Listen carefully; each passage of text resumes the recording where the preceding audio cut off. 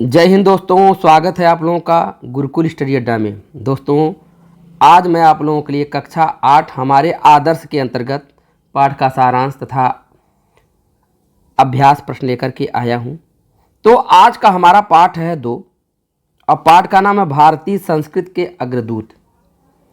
तो पाठ का सारांश देख लीजिए। नंबर 1 है महर्षि अगस्त्य। महात्मा अगस्त्य एक तपस्वी, परिश्रमी, बुद्धिमान और धार्मिक विचारों वाले व्यक्ति थे। उन्होंने विदेशों में अपने धर्म का प्रचार समुद्री यात्रा करके किया था। इसलिए लोग कहते हैं कि वे समुद्र को भी पी गए थे।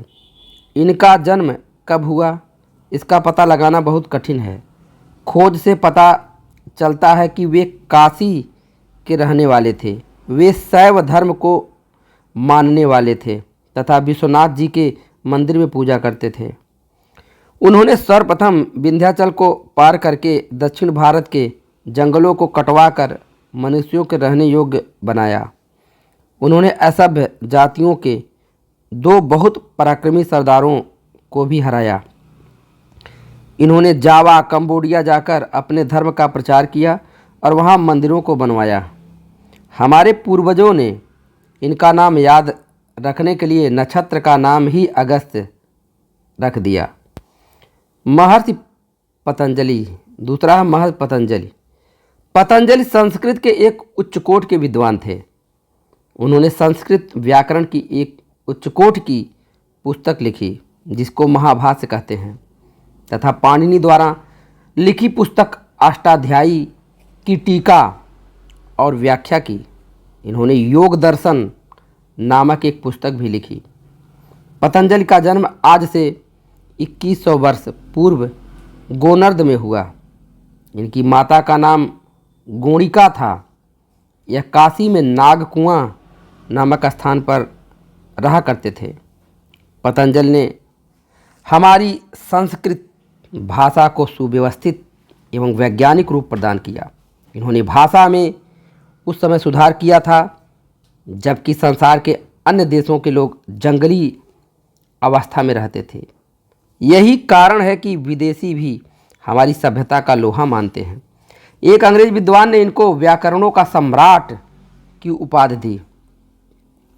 इसके बाद तीसरा है ऋषि याज्ञवल्क्य।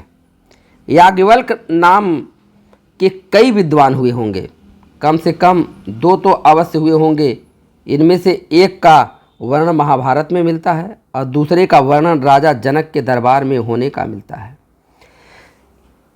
इनमें से एक के गुरु का नाम वैशंपायन था। उन्होंने शुक्ल, यजुर्वेद तथा शतपथ ब्राह्मण की रचना की। दूसरे याज्ञवल्क्य ने अर्थशास्त्र की रचना की।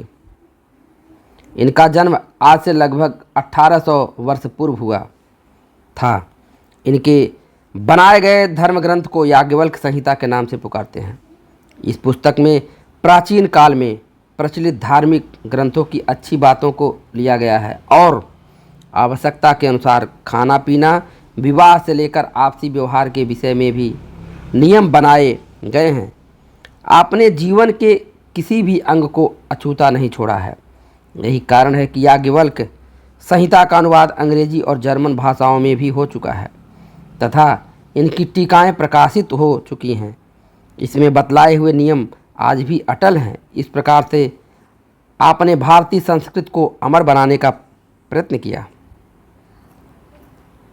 अब आइए अभ्यासकार पे देखते हैं। अभ्यासकार पहला है, महर्षि अगस्त्य ने दक्षिण भारत में कौन से सामाजिक कार्य किए?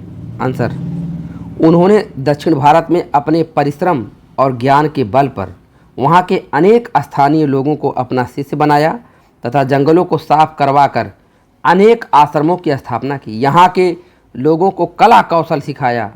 उन्होंने आयुर्वेद का प्रचार किया तथा मूर्तिकला का ज्ञान दिया। दूसरा प्रश्न, महाभाष्य की रचना किसने और कहाँ की थी?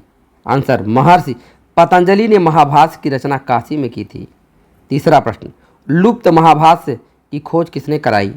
आंसर, लुप्त महाभाष्य की खोज कश्मीर के राजा जयादित्य ने कराई थी। चौथा प्रश्न, ऋषि याज्ञवल्क्य ने किस ग्रंथ की रचना की थी? आंसर, ऋषि याज्ञवल्क्य ने धर्मशास्त्र की रचना की, जिसे याज्ञवल्क स्मृति भी कहते हैं। इसका नाम याज्ञवल्क संहिता भी है। अगला प्रश्न, रिक्त स्थानों की पूर्ति कीजिए। नंबर 1, पांड्य देश के राजा अगस्त को देवता की तरह पूजते थे। नंबर 2, कंबोडिया के अगस्त ने भूदेश्वर नामक शिवलिंग की बहुत दिनों तक पूजा की थी। नंबर 3, महर्षि पतंजलि पाटलिपुत्र के राजा पुष्यमित्र शुंग के समकालीन थे। नंबर 4, इन्होंने पाणिनि के अष्टाध्यायी की टीका लिखी। तो इसी साथ ही वीडियो समाप्त हो रहा है। वीडियो पसंद आया तो लाइक शेयर कमेंट करिएगा, और भी पाठ का वीडियो देखना जिसकी डिस्क्रिप्शन में लिंक है। धन्यवाद।